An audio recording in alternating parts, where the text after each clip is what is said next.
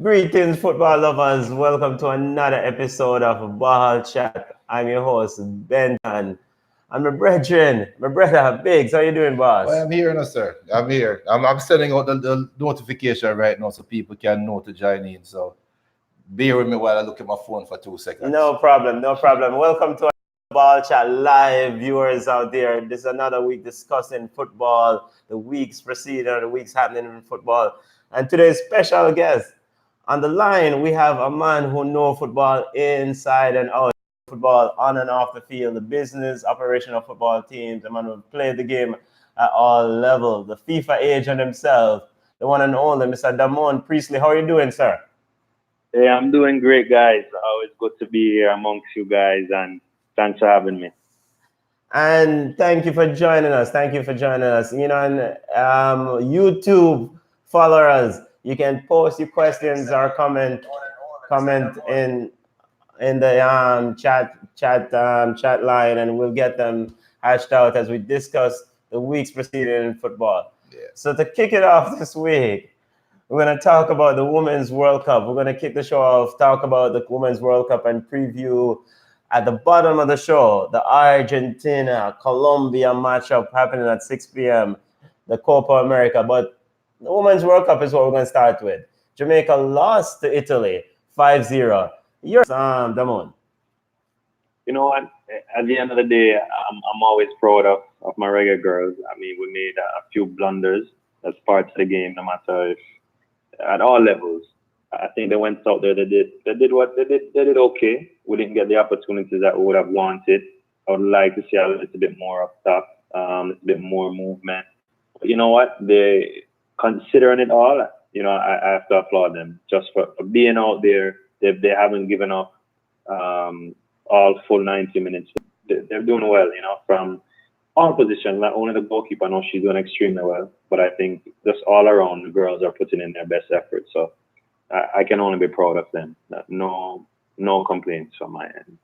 So, Biggs, in the last episode of Ball Chat, you questioned Minz's tactics of going to a 4-3-3 against Brazil. They ended up losing that game or lost that game 3-0. He went with a 4-4-2 formation this time. Were you satisfied with this strategy by Minzy? And they end up losing this game 5-0. But were you satisfied with the coach's decision this time In 2 around? words, hell no. Hell no, I wasn't satisfied. And what's your gripe with the coach? With the coach's decision this time around? My gripe is I don't know if he's doing scouting. I don't know. And this is the coach right now. Yes. Talking. So I'm not I don't have a coaching license by any stretch of the imagination. But I play enough FIFA and PlayStation where I can know that if I have a forward that is stationary, playing 4-4-2 is not necessarily the best formation for that forward, because that forward will be required to run more in partnership with that striker up front. Why not play, if we're going to go deep in formations, why not play 4-2-3-1? Yes. Why not play 4-5-1? Yes. Make Shaw be a target forward. Let her have her back to goal. Tell her to go stand right by the sweeper, which is what she's going to do, or by the central, for what she does the whole game, and have runners run off her. That's point one. Point two, they gave Brazil open lanes to run through the midfield with a 4-3-3.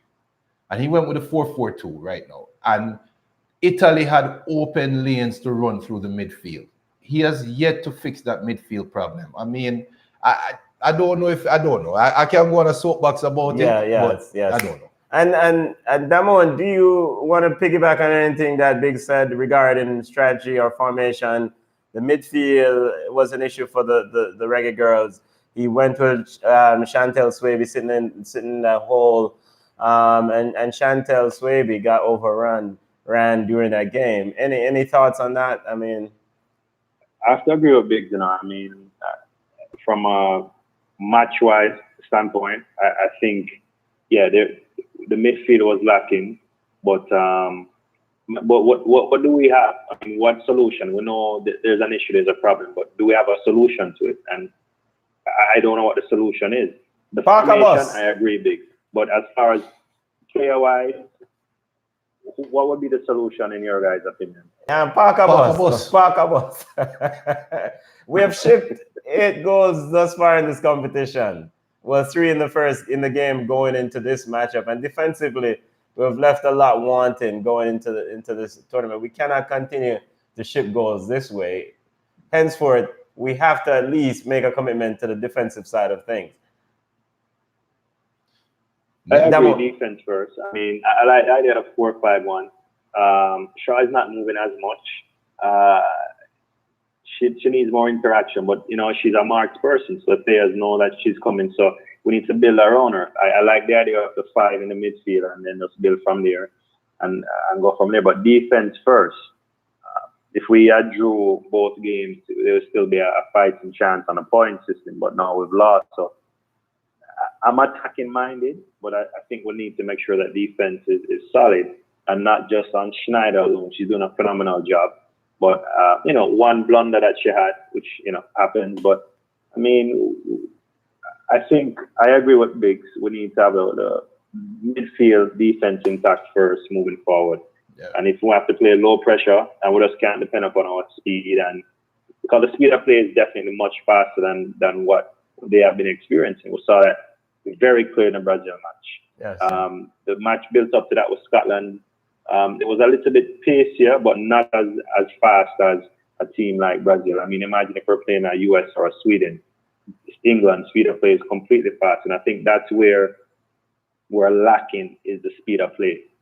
These girls are just moving very fast for how our girls are accustomed to playing, and it just comes to playing more matches at higher, better levels. Yeah. And my virgin Wayne that I know from Arden days, from high school days, is a baller. He's a goalkeeper, Manning Cup goalkeeper now. So I think he played sweeper to Wayne. And Wayne said this: they were 2 lacks in the back and in midfield. On all the goals, they were in position to make plays on the ball, but just stood there ball watching. And this is coming from an experienced footballer, a brother that play football.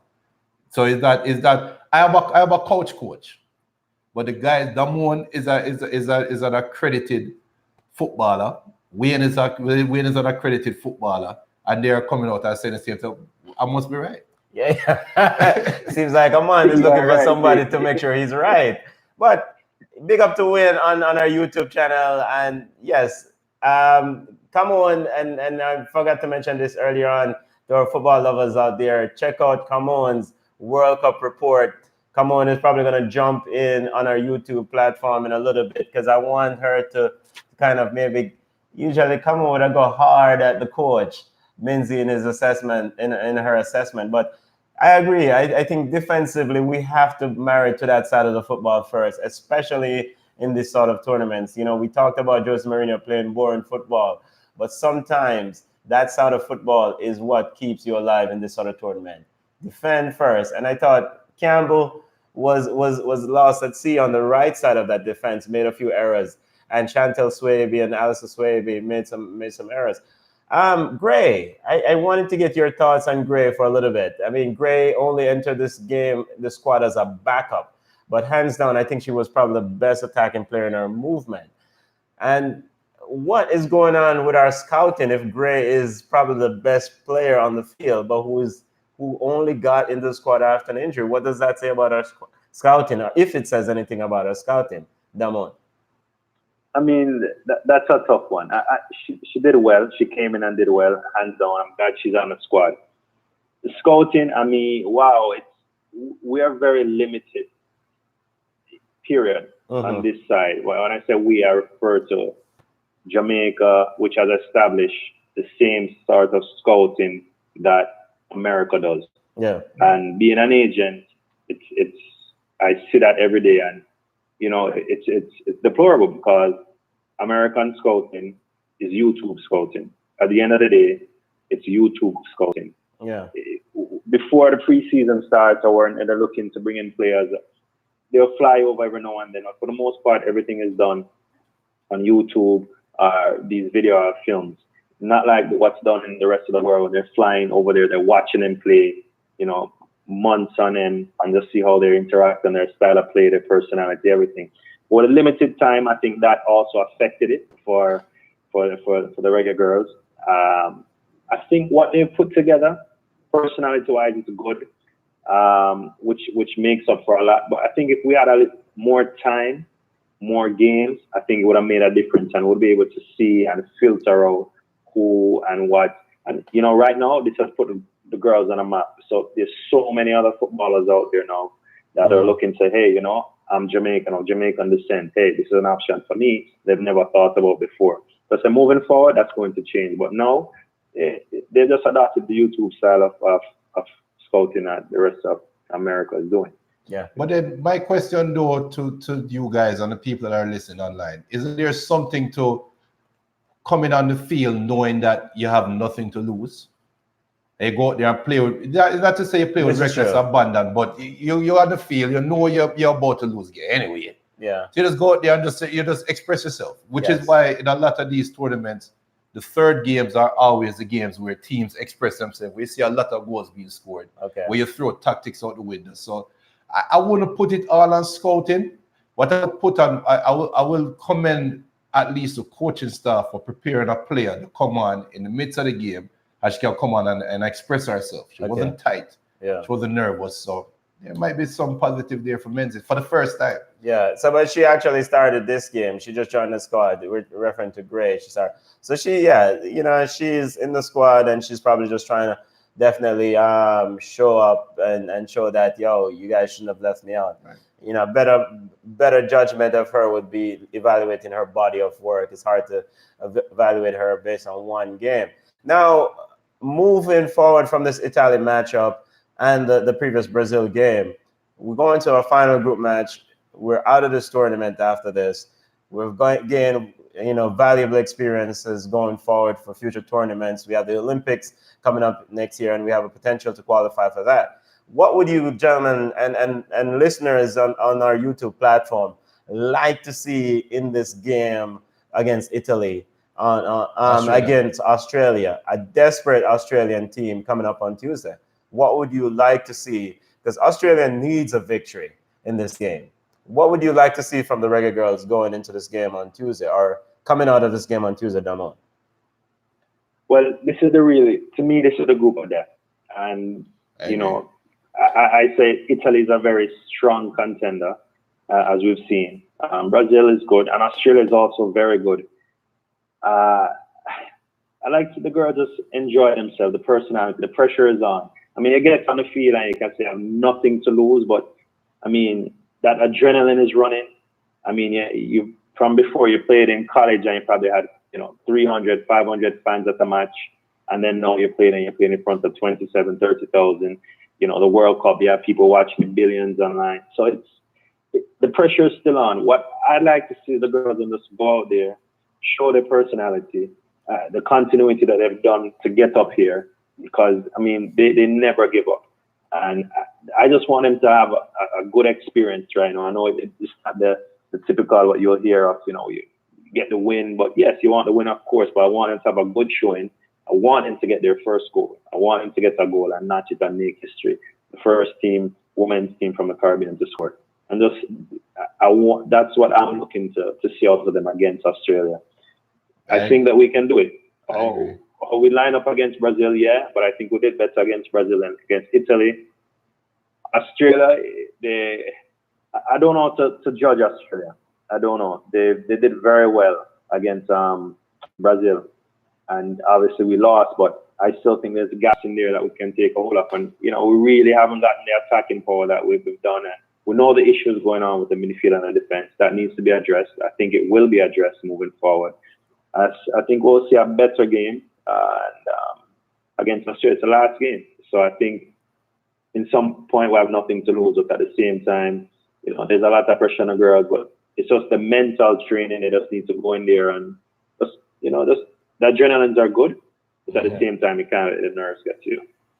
It feels eerily like 1998 all over again. No, come on. I would say we had such a good game against Croatia in 1998. Oh, yeah, I remember that like yesterday. Right? Yep. And then the second game, Mr. Arteaga ran through us, and Argentina gave us 5. Gabriel Batistuta ran through us. And Argentina gave us 5. Yes. And we've ended up beating Japan in the last game, 2-1. it might just be the same thing. We might just beat Australia 2-1. Because that one I agree with you 100%. Australia beating Brazil was more a testament to Brazil's lack of ability to stay calm under pressure than more Australia playing. Because Brazil outplayed Australia in the first half. Australia was just more desperate. And their desperation showed and they converted their chances.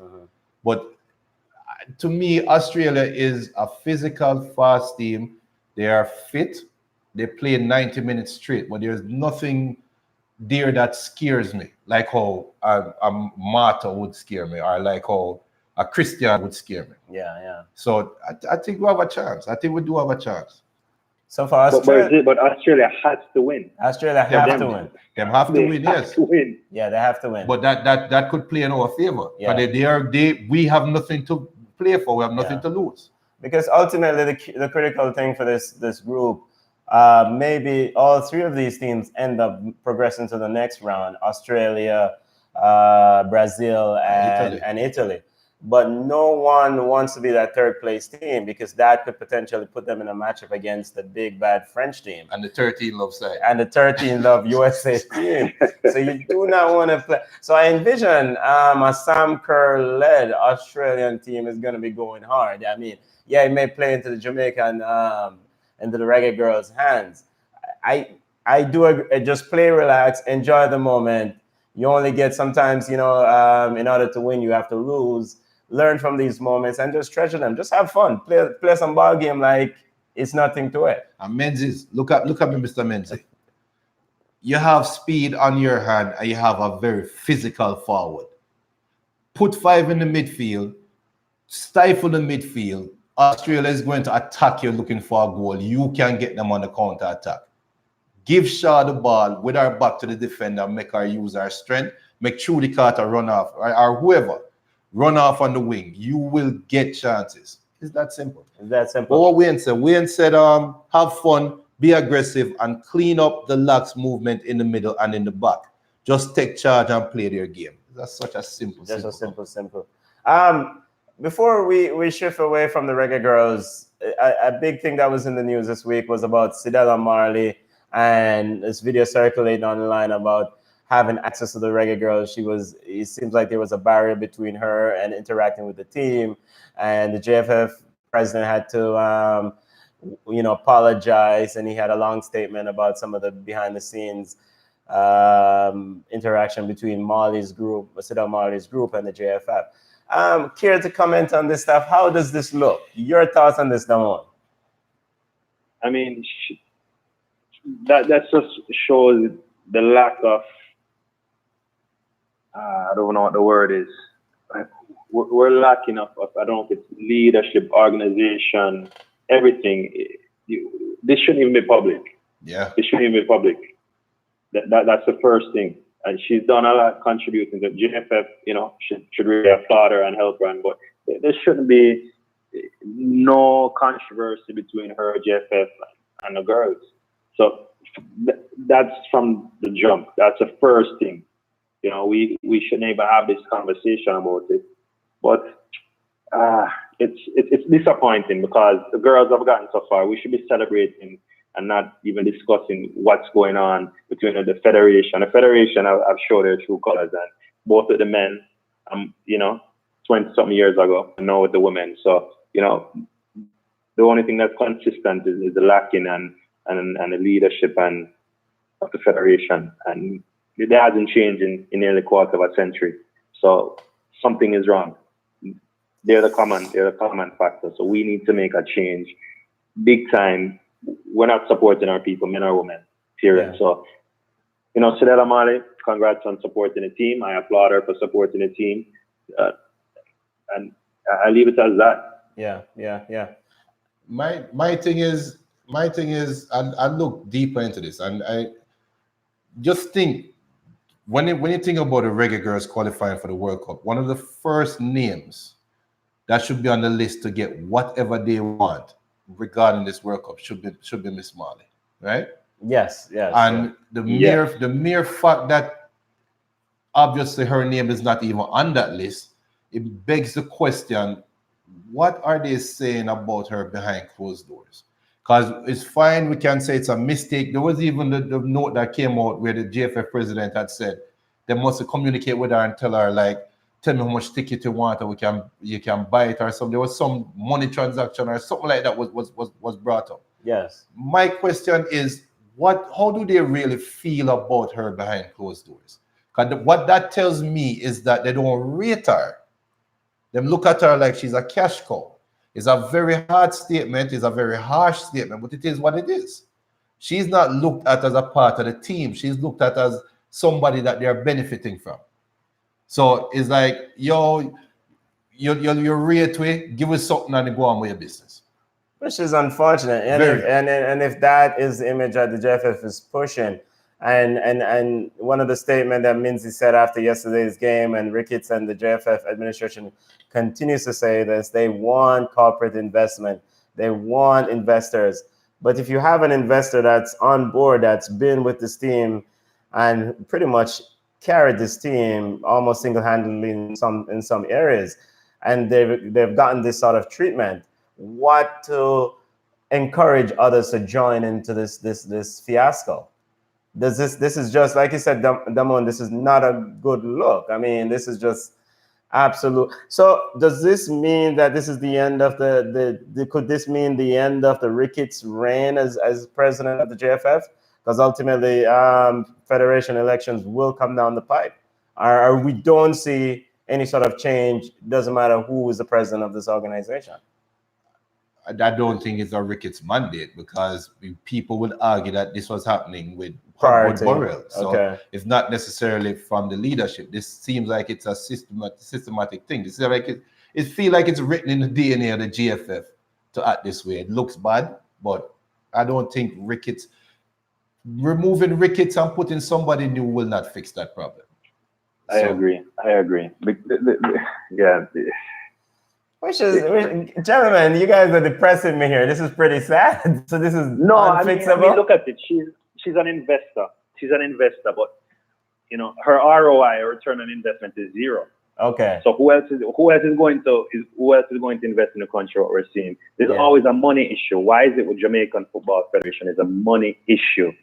Men, women, it's always a money issue. So are we seeing these same things with cricket, with track and field? You guys tell me. I don't know. No, it's the same thing. So this is a common factor. Are we not able to manage money properly? What is going on? We have the talent. People say we have the talent, but that's it. We can't do anything with it. It's a lack of trust. Let me say, Cassandra said this. First, he said Menzie out. That's a whole other argument. Cassandra beat Menzie bad. Beat him bad. But he said, listen, there seems to be a lack of leadership. Who will take over? Who will run it? JFF dropped the ball in the Women's World Cup. No marketing, nothing.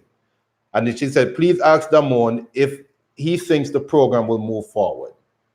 And if this is the end of, do you think this is the end of the program?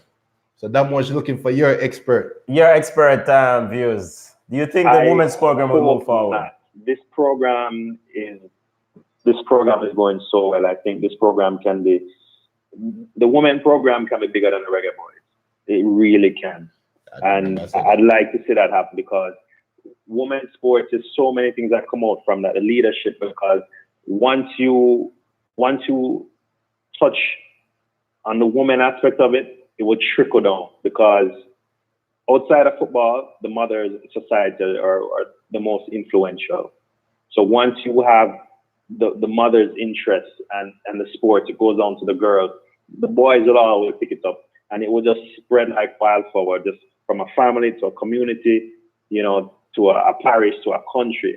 It would be phenomenal. So we cannot allow the women's program to go down. We need to support the women's program every way. And, it's unfortunate that we, people outside the federation, that we have to create a GoFundMe account, because our own federation, we're not doing it.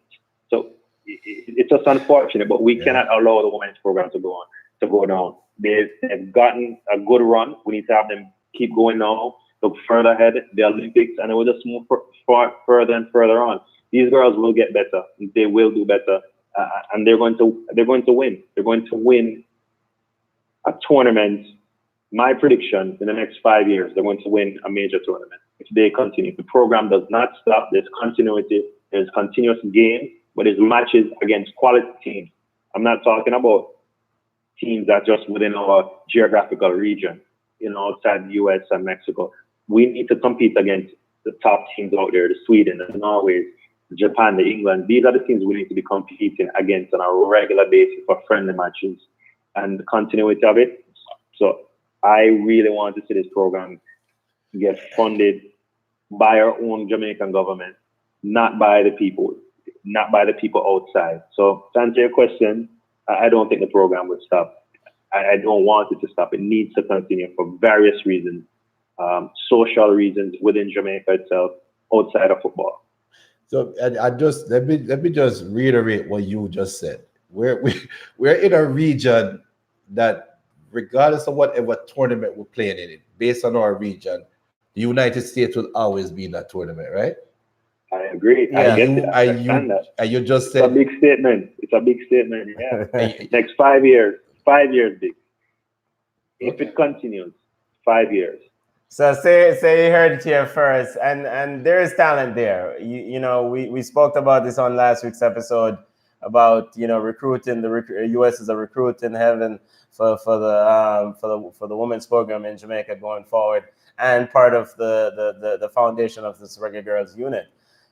Someone said this on our World Cup report. I mean, we have to keep this team together, whether by hook or crook. We must keep this core of players together, because subsequently the next World Cup is when you do expect something major from this group, right? This is an experience. This is a moment to go learn, compete, of course, but take your licks and go home and build for something bigger down the road, right? Yeah. But let me just say this. Wayne said JFF need to step up and do more for the girls. They have something special going on here. Don't stifle progress like they did with the Reggae boys, who haven't been able to match the 98 campaign. Cassandra said Digicel cannot come on board. How is schoolboy football more profitable? And each other, will we ever see a female JFF president, which is a key question. And then after the Sidela fiasco, will we see people who would like to sponsor or come on board disappear? And the optics just look bad. Speaking to the girls through a fence was terrible. If she had £10 to contribute, she would think twice. And a lot of people think that way. yes. A lot of people. And how will we sustain this program if we have a lack of leadership? That is the next question. How will we sustain, from Cassandra? How will we sustain this program? So we have to fix leadership of this JFF, because people don't want to put their money down a drain. Isn't me I deal with? There's a female, there's a leader in the JFF organization that I would love to see run for president of the organization, but she's withholding. She's reluctant to take on that because it's just a dog eat dog sort of world. And but fans, we are the driver of it. We fund these programs. We pay our money to buy and watch these games and travel all over the world to see them. So, and when they need money, who they call? Are we? And then just to put a bow on it, I always say this: 98, Jamaica would have never made the World Cup in 98 if they didn't have the Adopt a Player program. Yes. And I don't know, I don't even remember that program, but basically Mama P, Sister P, was a minister of sports at the time, Miss Portia Simpson. And I think she was the driving force behind this program that brought in the private sector and basically said, come in and adopt a player. Yeah. Take care of a player. And at the time, this was way before the UB40s. This was Altamont, Butler, Paul Young, that team. This was even before Boyd came back in the picture.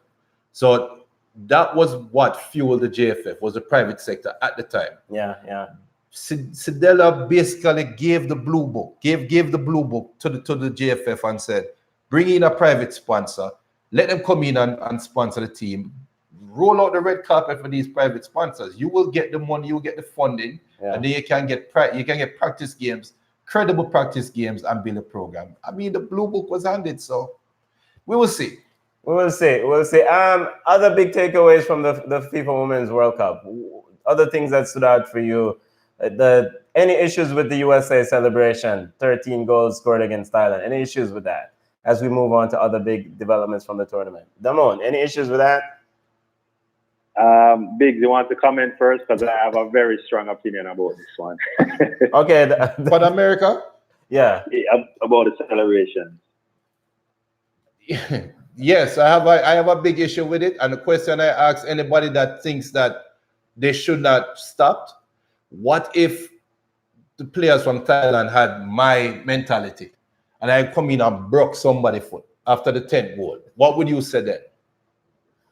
Okay. So read into that how you mean. Read that. Damon, your thoughts on this? It's been all over the media outlets. US 13 goal celebration was through the roof according to some and unacceptable according to others. Your thoughts on it, Damon? Was absolutely fine. 100% fine. I have no issues with it because regardless if you're in a World Cup, they're celebrating. You cannot put a cap on happiness. And that's how I see it. These girls are celebrating. Whether it's your first goal or your fifth goal, you're celebrating. They're not celebrating to embarrass Thailand. They're out there to score goals and do a job. Thailand at the end of it, Thailand goalkeeper had said something, I believe it was Carly Lloyd, it was a person, she said something to her and it motivated, it was encouraging at the end of the match. I don't know if people saw that. But these girls are out there, the women out there doing what they need to do. Let's not look at the celebration. Thailand has a weaker program. It's a weaker team. End of the day, so what that means? You want the girls to stop? No. They're to play their game. Like the coach mentioned, once you get the forward warm and scoring goals, you don't want that to stop. And then if you can get as many persons warm and scoring goals, you're thinking about the next game. It's a points game. So whoever plays the next match against Thailand say, okay, so are they not going to try and score 14 goals to the point differential? I mean, at this stage, with the men program, we wouldn't have made it. We wouldn't have a mercy rule. Yeah, I mean, Sweden now has to step up. Everybody has to step up. Yeah, it's I have no problem with it. Celebrate. Matter of fact, I hope that the next match that USA breaks the record again. Maybe not 13 goals, but the second most in World Cup history. I want USA to blast everybody at this stage. You know, we will. Hey, I will remember this, and I shall remind you when they lose. Say they could have used some of these 13 goals that were scored. All right, I shall remind you.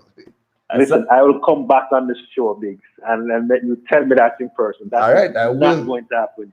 USA will not lose in the group playoff. They're going to make it to the finals. I have the top four for the finals already, but US is going to definitely be in the finals. Okay. Yeah, and big up to Marcus Collins out there following us and listening. As Marcus said that, USA need to celebrate because when you work hard, you score goals. And celebrate whatever you want. And Wayne said net for bus. If you don't like it, stop them from scoring. Football is not football is not a sorry for sport. That's right. I know. Well, but Cassandra now said that one man. No, Alex Morgan was crazy sliding on her knees. Just saying. And big up Cristiano Ronaldo slides on his knees. Messi slides. Hey, you know what? Let them slide on their knees. Okay. One of them didn't take off our shirt and like the World Cup when they won it, but you know what? Let them celebrate. Listen, there's no cap on happiness. Let them enjoy themselves. True. Yes, true. And so good thing they're not playing against big type of player who was talking about Brock knees. I was on the end of a 10-1 thrashing. And let me tell you something, man. I tried my hardest to slide, and the guys were so good that I couldn't even slide and hit them. You try your hardest and to break. That was 20 years ago, and I missed every tackle. So a man can't take beating, it seems like, around here. No, I cannot. But any other big takeaways from the other major news coming out of the Women's World Cup was a controversy with the VAR. Are we satisfied with VAR's performance, Damon, in that game against Brazil and Australia?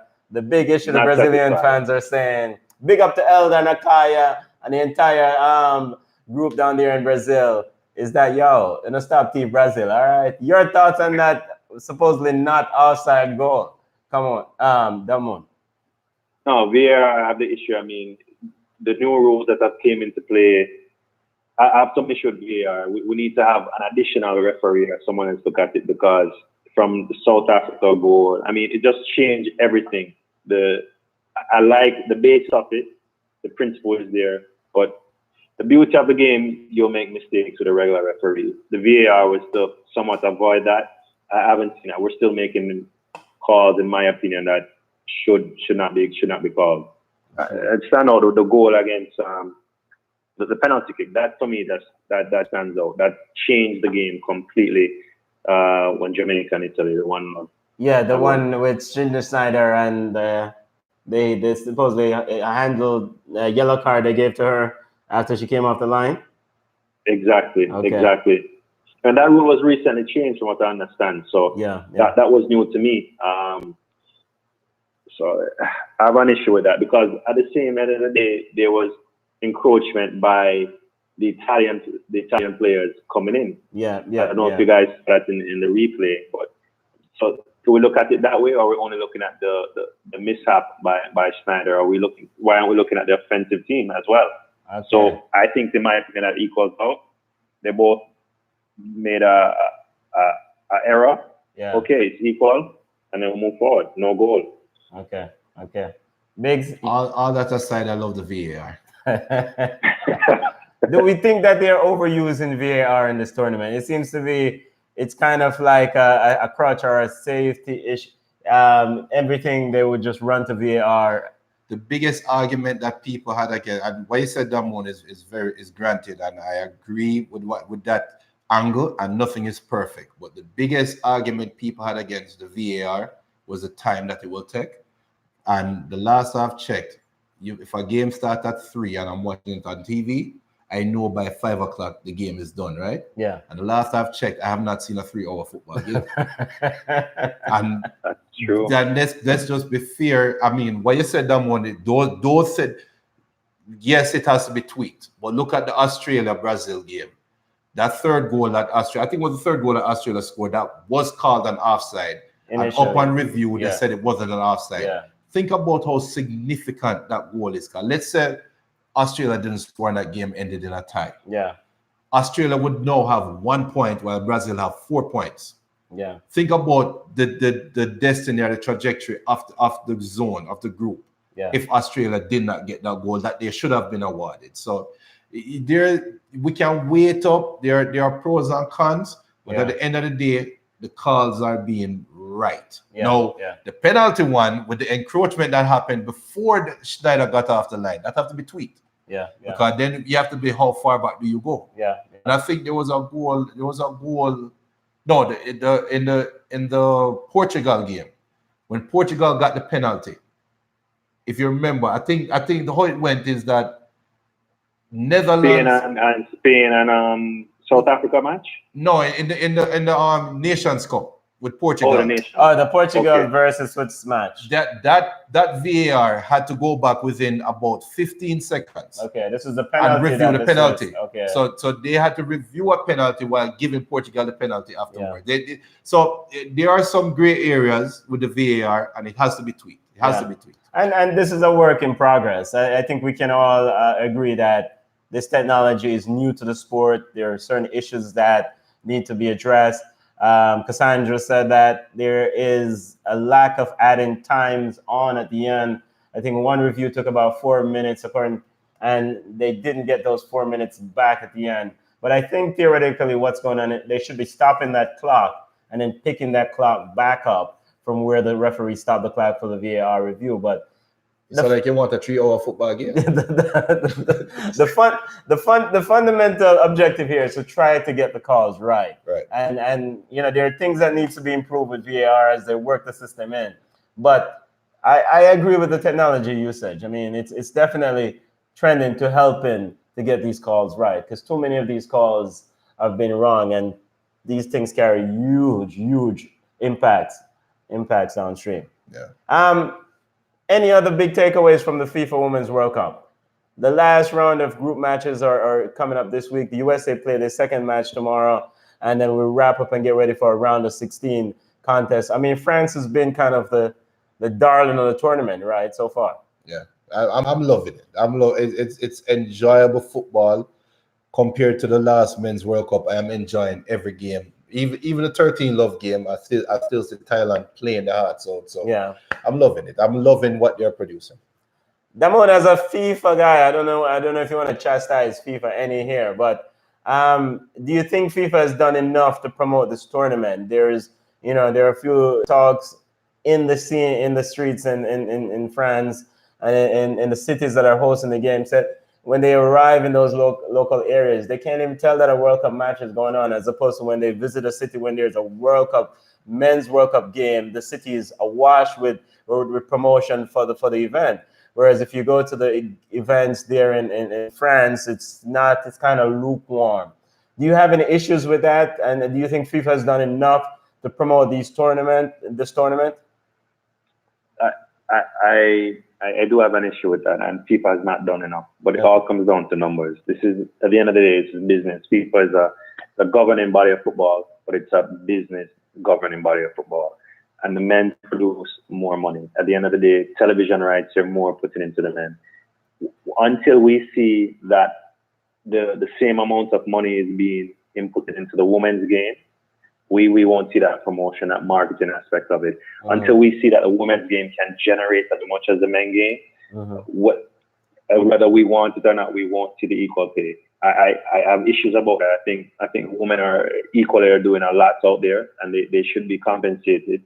But at the end of the day, they won't at this point, because people don't see that the value in it for them from a business profiting aspect of it, because the women are just not generating, they're not getting 60, 70,000 stadiums. I mean, the stadiums are getting a good amount of crowd, 20,000, 27,000, but it's not the 50, 60,000 that we'll get on the men's side. And the marketing and the television, until we can improve on what we can do with the television, right? The viewers, we just keep watching and keep investing, and that little way. Once that happens, then FIFA will do what they need to do. I would hope so. But right now, no, FIFA is definitely not doing what they're doing to do. The build-up is not there. Unless you're in the football community, not many people know what's going on. Imagine a men's World Cup, no matter where it is in the world, people who don't follow the sport, like, hey man, what's that football, that World Cup stuff about? That's going, so people would ask these questions. But the women's, nobody knows what's going on. No one knows what's going on. I mean, it's so much is going on. We're in the middle of a NHL finals, a basketball final. There's so many other things going on. So it's tossed to the side unless you are a follower of the sport, and that needs to change, because the women's market it's so important. It's so important, and it will only help the men's game as well. Yeah. So some of the good numbers, some positive that are coming out of this tournament thus far regarding numbers wise. I think in England, the England versus Scotland game had a 6% increase in terms of television viewing over previous World Cup games in that country. So people were actually watching that game, and the England-Argentina game also had a large television viewing. The French team has sold out all their games inside France, so that's that's very good for them. Any other final statement on the Women's World Cup? No, I is hearing what Damon's perspective and getting it from the source, from the horse's mouth. Yeah, it's good. It's good. And we know what we should do as fans. We need equal pay, Damo. We don't care if our business. FIFA's responsibility is to grow the sport equally. I think Cassandra said 12,000 people showed up for the Jamaica versus Italy. Stadium was empty. Oh, come on. 12,000 people showed up for the and the stadium was and Balcha was well represented. Come on, was live and on location. I have a solution. Make the Women's World Cup regional. Make the Women's World Cup regional. Yeah, there's no need for it to be like the Men's World Cup right now, where everybody goes to one country. There's no reason. Okay. There's no reason for them to not have a 2-month, 3-month tournament. Okay. Make the teams travel to the other independent countries and play a home and away game, round robin. If not 32 teams, anyway. So do that. This is your suggestion, Biggs? Huh? This is your suggestion? That's my suggestion. Make it a regional thing. Yeah. But the whole part of the World Cup is it's one big month-long party. It's a big carnival, and with football. So to extend that, you can take away of the beauty, the excitement of it. Everybody's there, and it needs to be one party. It's like having a party and you break it up, the first hour here and the next hour next week. No, everything needs, in my opinion, everything needs to be in one. But Yeah. we just need to do a better job at promoting it That's and it. supporting it. Yeah. Yeah. All right. To segue from the Women's World Cup, because we have another tournament currently going on right now in our region. The Copa America is currently going on. Argentina is playing Colombia as we speak. Last score was 0-0. But your thoughts on this game last night? Bolivia lost to Brazil 3-0. Felipe Coutinho, Brazil. Felipe Coutinho got a lot. This is a huge tournament for Felipe Coutinho, Damon. And what do you expect from him and this Brazil team in this tournament? Do you expect them to win this at home? I do not, and I'm a big Brazilian fan. But it will not happen. This team is lackluster. I'm not a big fan of Coutinho, actually. I know we were talking prior to the show about Neymar. And, you know, I read recently that Barcelona wants to give up Rakitic and Coutinho to get back Neymar in a trade. Bond that is foolishness. So that is foolishness. Coutinho's 2 goals last night. To me, there was only 1 goal last night, and that was the 3rd goal. Yeah, the Everton goal. Yes, that was a brilliant. Yeah, good. Big up Everton. Yeah, Brazil has a good future, but it's going to take a lot more than what they displayed last night. Last night was okay. It was the first match, was at home, but I expected more. And Brazil, if they are going to continue playing at this rate, they will not go anywhere. They can lose to Peru. They can lose to Venezuela easily. Biggs is over here shaking his head, the Brazilian fan. I'm so disappointed. I'm sitting here agreeing with everything this man has said the whole show, and wait until now to come and break the strike. Come on. I'm a Brazilian fan. Like, I am Brazil to the core, but you have to call a spade a spade. Biggs. This is not Brazil. Listen, the women team out there, put Marta in her prime out there. They do a much better job than what I saw last night. I'm a Brazilian AC. You can be the fan. I'll be the air conditioner. Let me tell you something. Man. Let me tell you something. Last week, Sean came on this show and said something that raised my right eyebrow, but I did not burn a fire on him when he said it. Yes. The man said Richarlison looked good for Brazil. Let me tell you something. Yesterday, Richarlison looked good for Brazil. Am I lying, Damon? No, he did look good. So what I saw from Brazil yesterday is a very pragmatic, a very deliberate team. I want to see the pretty football. I want to see the samba football. I want to see the knocking the ball come back again. But I want to see a team that is going away from.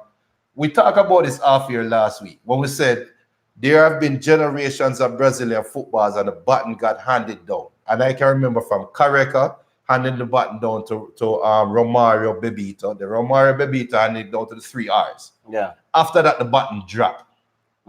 Because Kaka dropped the button as far as I'm concerned. Neymar, the button don't even reach in Neymar's hand yet. Yeah. So Brazil has to reset. And what I saw yesterday is a Brazil team that nobody going to get through because Casemiro and Fernandinho look solid. Which begs the question, why does Tisha, the coach of Brazil, needs a Casemiro and Fernandinho at the base of the midfield against a Bolivia side? Because what Damon said, Peru can beat Brazil. Talent-wise. It's true. Eh?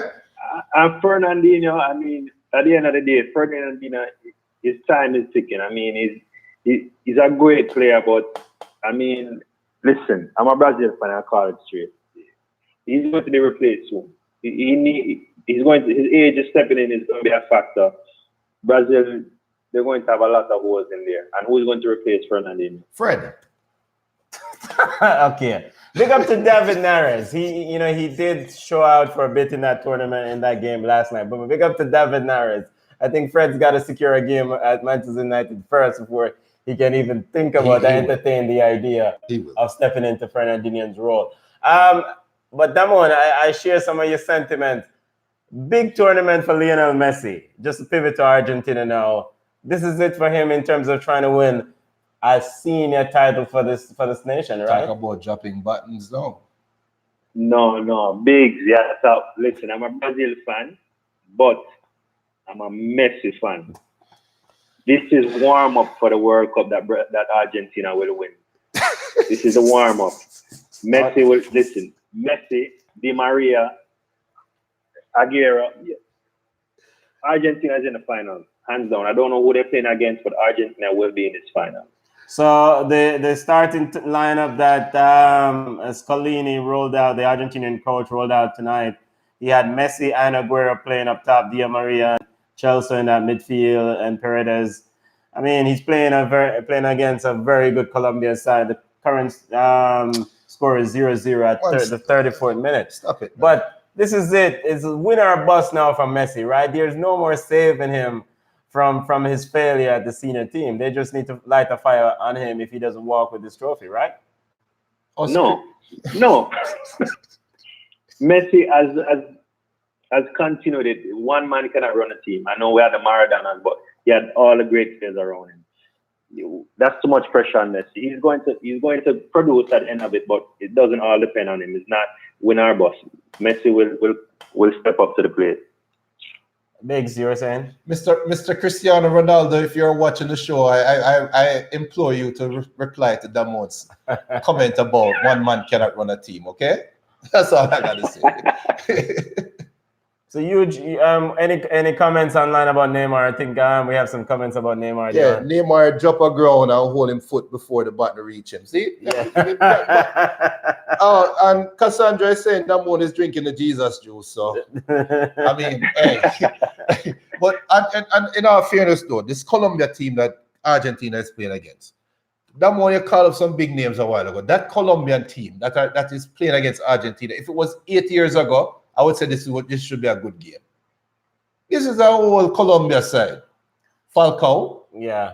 Come on, man. So this is regarding this Colombian team. This is a huge tournament for James Rodriguez, right? He's on loan at Bayern Munich. Bayern Munich exercised the no buyout option, so he returns to Real Madrid in the summer, and where he's not needed. So like Felipe Coutinho, they both need this tournament to really kind of show up and show out in order to secure their next earning in the next, and my sources tell me that David Beckham is looking at James Rodriguez for his Inter Miami team down there. Let me tell you something. And he should take Coutinho with him. But how big do you think James Rodriguez will deliver in this tournament? Because this is huge for him. Damon. I don't think he'll deliver. I just don't think he'll deliver. Okay. We've seen his best. His best years are past him. Biggs. Listen, man. Yeah.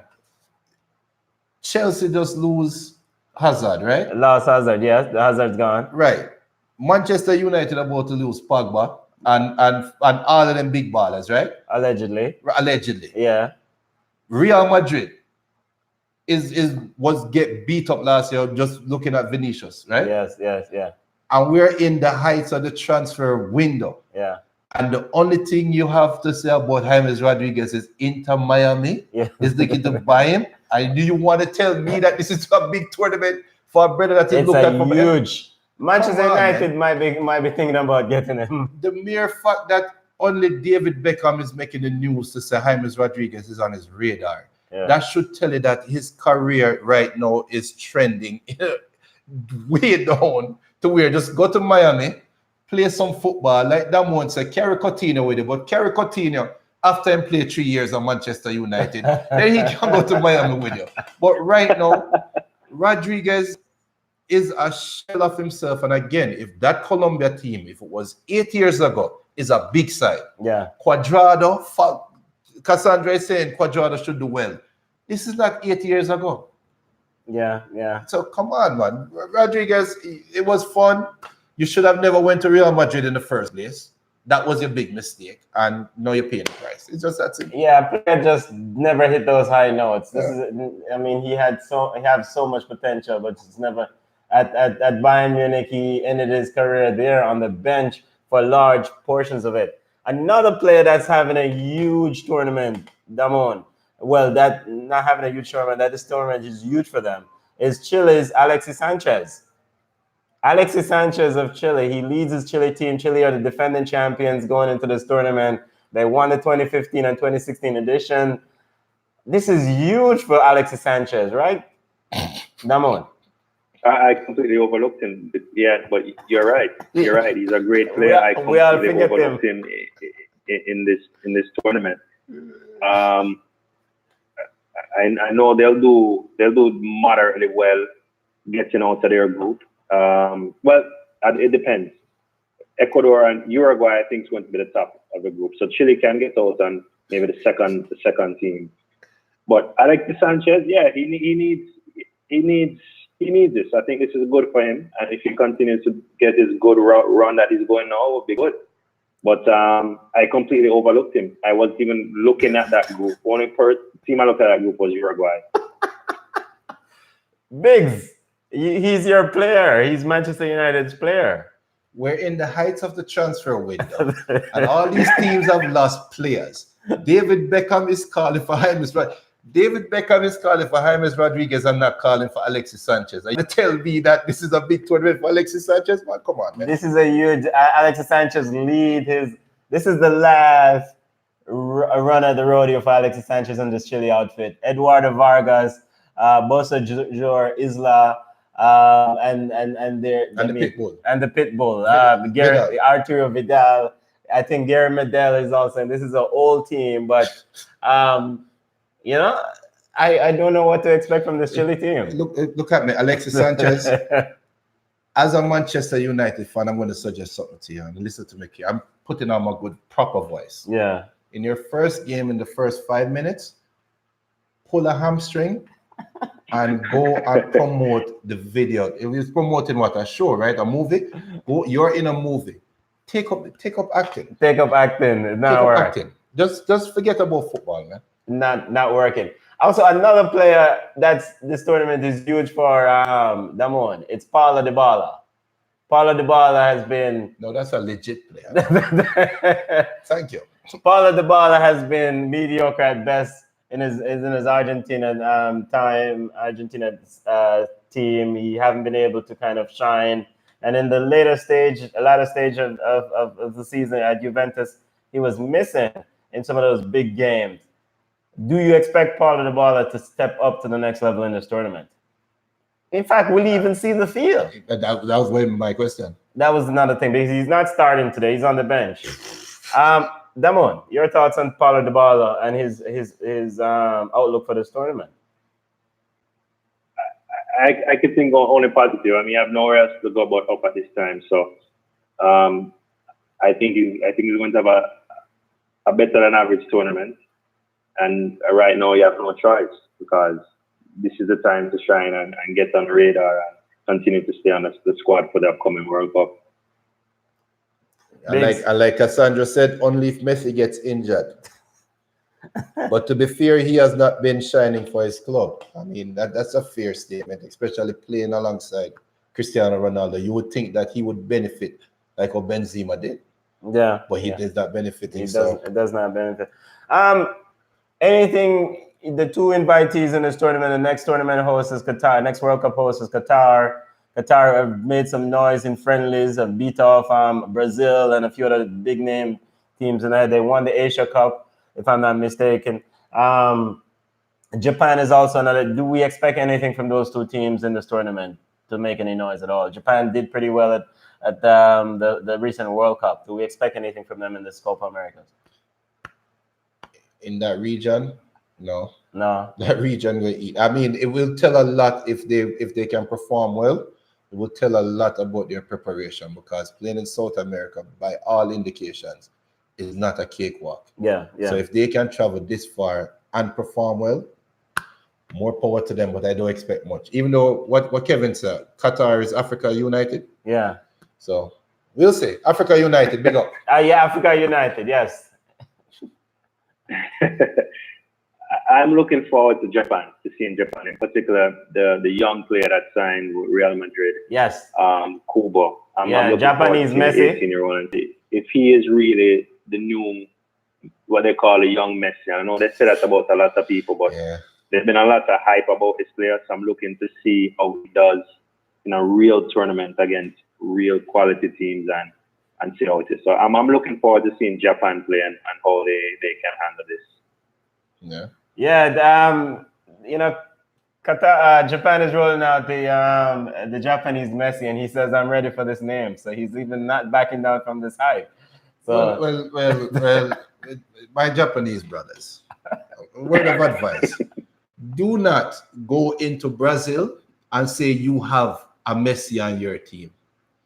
It's just not safe. it's not safe. I'm just saying. So It's not safe. Official predictions for this tournament. I know, Biggs, you've riding with Brazil, live or die. You're on this Brazil team about winning. Damon, you said Brazil won't win it. Who you think will actually win this tournament? Argentina. I see after the final, it's going to be a slap in the face. And as I mentioned, I'm a Brazil fan. I'm just calling spade a spade.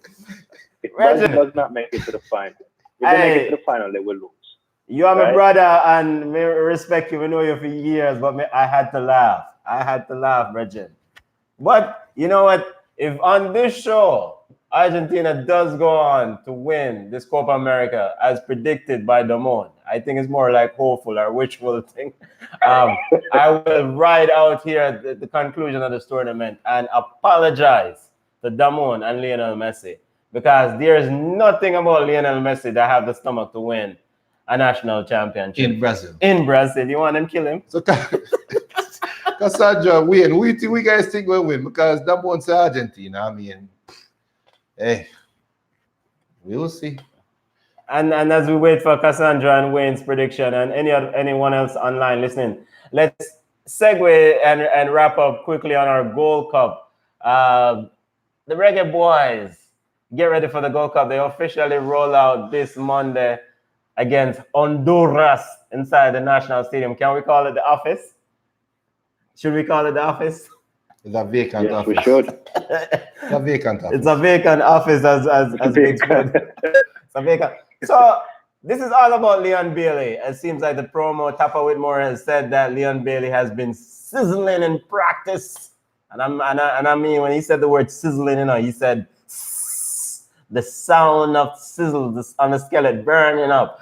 It is June in Jamaica, so yes, he will be burning up his heart. Your assessment of the Reggae Boys in this tournament, Damon, and what do you expect from Leon Bailey in this tournament? Because he's all about the Reggae Boys, is all about Leon Bailey. Before it's like Cassandra wins to Brazil. Cassandra wins both to Brazil, right. Yeah. All right, Cassandra win. Let's see. All right, let's see what happens. But to answer your question, now, Jamaica, I expect Jamaica to do well. As they have done in the last 2 consecutive tournaments. Mexico will be a contender as always, but I expect Jamaica to do well. Putting a good package. I like what they're putting together. Leon Bailey, I'm curious to see how he performs on this side of the world. But he's been over in Europe for quite a while at a good level. It's a different speed of play. It's a different playing surface. It's different. You're traveling between time zones, and it's a different style completely that he's contending against compared, Mexico, Costa Rica, Honduras. Honduras is good speed, and we'll beat Honduras. I expect Jamaica to go very far. But Leon Bailey, I don't know. I'm curious to see how he does. I know he was exceptional his first year when he left Belgium and went to Germany. Second year, didn't do as great. I think he had 5 goals in that season, if I remember. But I'm hoping he does really well because there's been a lot of hype for him to come there for many, many years. So I really hope he lives up to the hype and does well and help Jamaica get to a World Cup in the future. Yeah, I mean, for me, which Jamaica is going to show up? Because the Jamaica that lost El Salvador, they got run off the field in the Nations Cup. But the Jamaica that beat America, that wasn't the same Jamaica that lost to El Salvador. And I don't want anybody come and tell me about America's B team or C team or idiot coach or whatever. Beating America in America is not a normal or common feat. So that there is some credit to that. The team, based on that game, and I can only go off that game alone, I'm not going to go off the Nation Cups game. They should do well, but that first game against Honduras is not going to be easy. And as a Jamaican, I'm hoping they do well. You're really kind of just gently going around this prediction here. Talk your mind, Brethren. What do you expect from the Reggae Boys? Your baller, Michael Hector, is officially out. And that is worrying me right now. That my big baller is out. Which leads me to question all your football analysts here to actually have Michael Hector as a baller. But I digress. You continue. Yeah, but the Leon Bailey factor and everything that Damo said is nice. But what will be his reaction when a Honduras brother come across and clean him up the first time within the first 5 minutes? What will be his reaction on the field? And how will the team react to that reaction?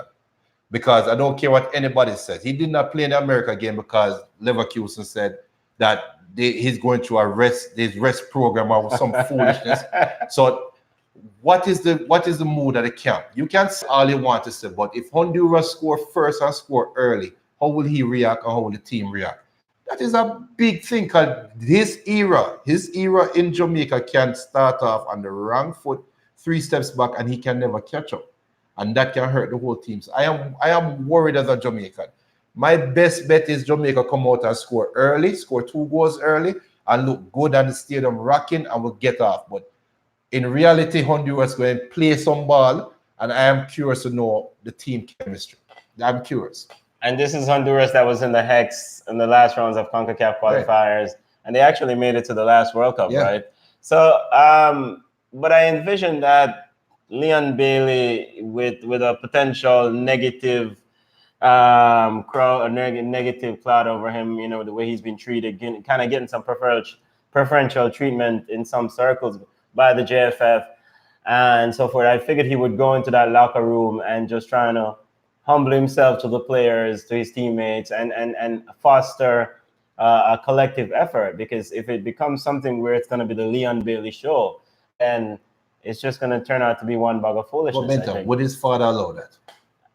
Well, that is true. That's a very big question. Let us not go around the elephant in the room. Will his father allow that to happen? But at some point, Leon Bailey got to be his own man and lead by his own decisions, because he's in the locker. 8 years. He's been in the locker room, and is that. I did have an issue though, Damon, in to kind of fill you in on this. He did put out a statement prior to the USA game saying that he wasn't available for that contest and so forth. I didn't like that. I think he needs to get off the social media platform once he's committed to game day commitments for the Reggae Boys and focus on that task at hand. But like you, I'm curious to see how he comes about, because he has an enormous amount of talent, and he could be a huge attribute to this team. Could be, and it also could be a huge problem too. Yeah, and he's at that age. He's 21 years old. Social media is the biggest thing here. We can say we use it for business, but for them, that's their go-to. That's us, going outside to play or Atari, or that's their fun. That's their go-to. And Marta, with the woman in Brazil, she has to tell her players, come off of the phone, come off of the social media, like let's focus on us. So with him saying that goes with his age, his generation, and that's something that needs to be addressed by the manager, the management of the team, of the social media. Because at the end of the day, you're managing a team. These are like children. Even though some big man on the team, it's all about personalities and how you manage personalities. You can have the greatest talent in the world, but if you're not able to spark that talent when it's needed upon the time, management is a waste. The might as well just go, play and kick to the drum. But right now, they just need whoever is in a team. I don't know who the leader is in a team. And whoever is the leader in a team just really needs to bring that out. He feels comfortable, everybody's getting along, him getting in the zone and go out there and just play football, enjoy himself. So I don't know if he's able to do that on his own. I don't know enough about him. And I know it's his father, which is also his agent. I don't know how that will come into play, because when it's time to get on the field, you're limited. As an agent and as a parent, you can only say so much when you're on the field, 90 minutes. And once you, not even 90 minutes before, a couple hours before, you're off limits. It's just the players amongst themselves and the coach. So I'm curious to see how that pans out, as you mentioned. And so the big issue here is, if this Reggae Boys team run in any sort of difficult patch during this tournament, can a Tapa Whitmore or can Andre Blake bring Leon Bailey under the umbrella and say, look, we are the leaders of this team. You adhere to the rules and the guidance of this team.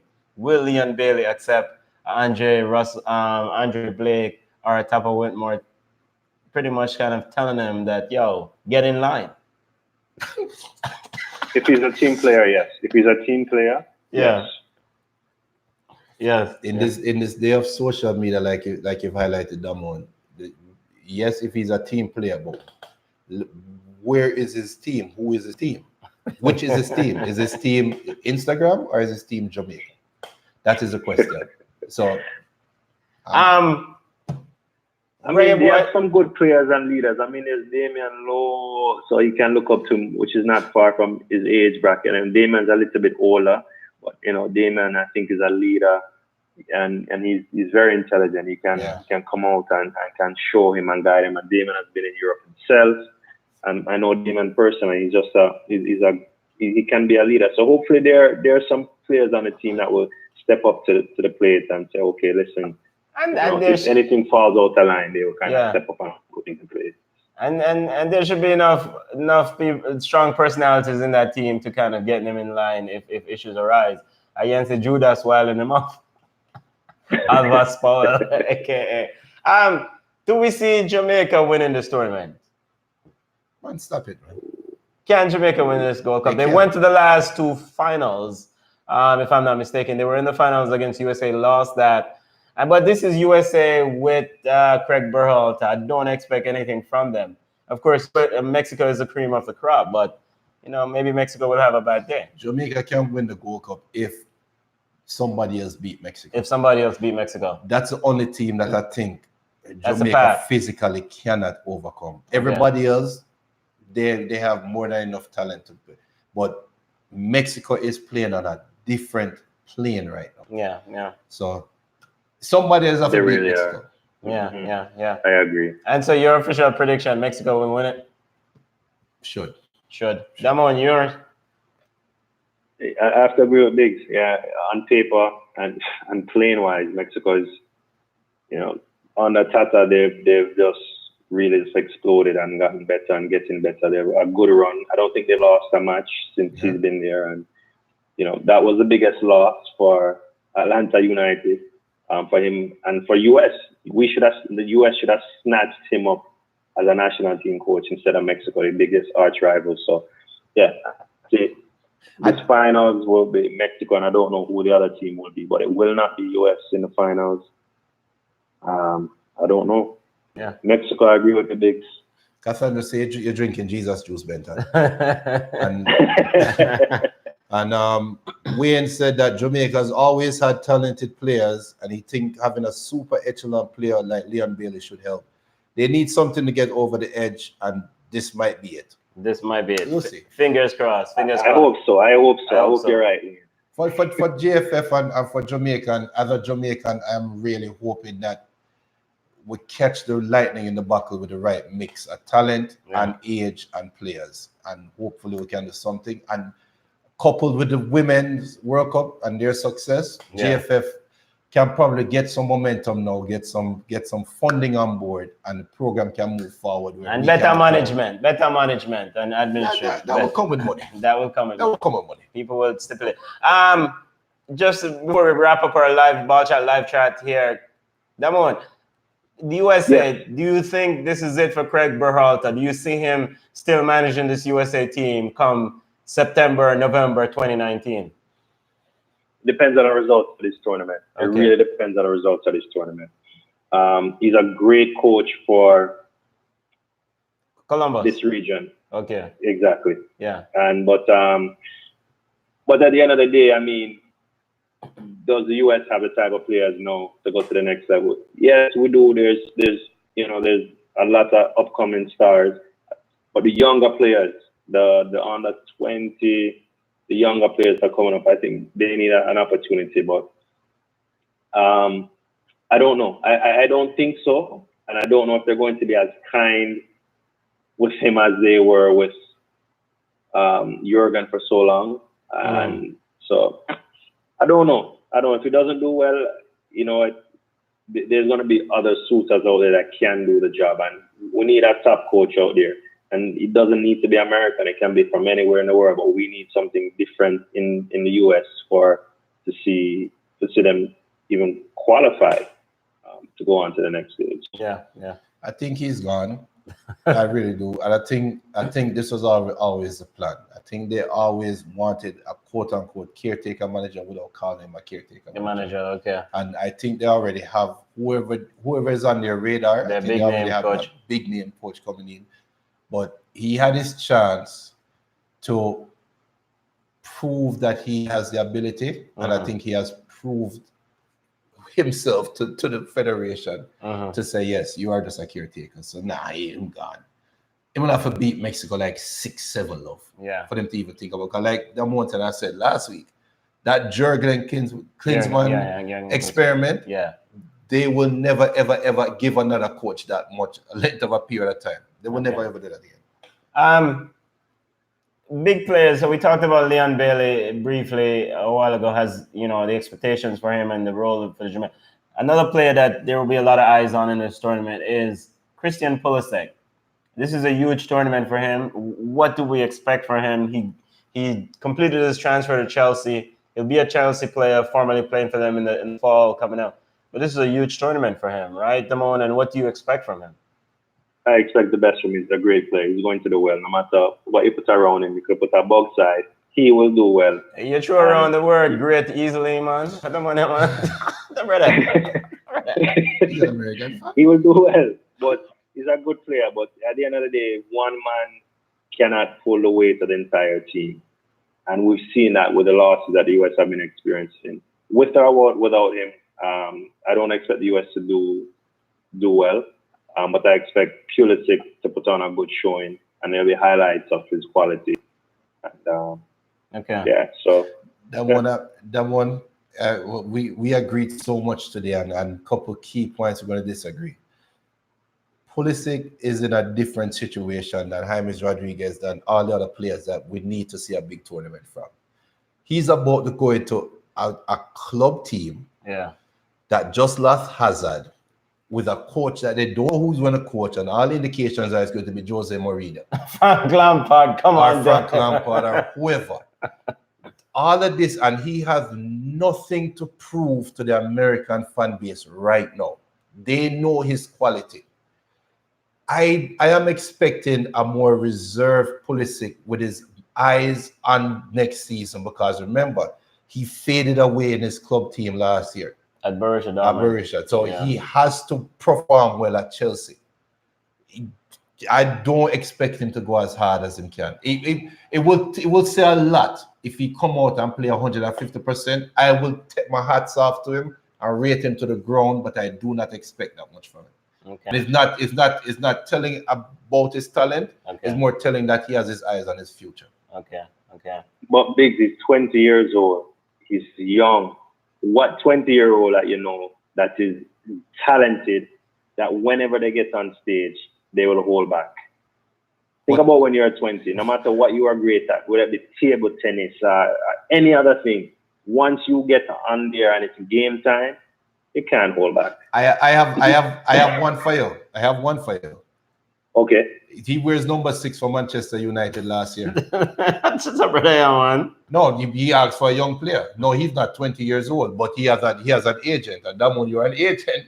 And you know that if your player is looking at a big tournament, that not you, but for me as a fan, this is my impression, and this is the only way I can read into it. Using Pogba as a data set, he played lackluster the year before the World Cup. Can we all agree on that? Yes. Correct. And in the World Cup, he played out his mind. Yeah. Can we agree on that? Yeah. And after the World Cup, he came back and played lackluster again. What is the driving force to make a player that is great, that should play great on any stage? What is the driving force to say, I'm going to take my foot off the gas this month because I know next month I have a big tournament, I'm gonna press gas, and then after that month I'm gonna take my foot off the gas again. What was the driving factor? It must be Pogba something. is older. He's a more mature player, and you kind of you strategize a lot more. Yes. Yeah. Okay. And I see that with Pogba and whoever's guiding Pogba. I mean, there's a lot of big agents out there, and Pogba's agent is a bigger agent than Christian Pulisic. It's a good agent. It's a big agent as well, but Pogba's narrative is much more experienced, and whoever's guiding Pogba, he has more guidance around him, and I think Christian is still young, he's raw in that sense, and not as mature as Pogba. Yeah. That'll be good. That'll be good for us then. Yeah, I think he will have a good tournament. I mean, he's coming home. He had a rough year at Dortmund, lost his starting job to Jadon Sancho. So it's a chance to show the American fan base what he truly is as a player. And we know he's talented. So Greg Berhalter will be praying to him to help him. That's for sure. Exactly. Any final wrap up? And Damon, just want to let you know that Argentina is still haven't scored a goal yet, so we're still waiting for Pound first goal in Copa America. So, any final thoughts on the Copa, the CONCACAF Gold Cup? No, I'm just curious to see how these other teams do, the smaller countries. I'd like to see. I'm curious to see what their football is like. I want to see, the Curacao and see the Bermudas and how they compete. So I'm looking forward to it. I'm always looking forward to good football. Yeah.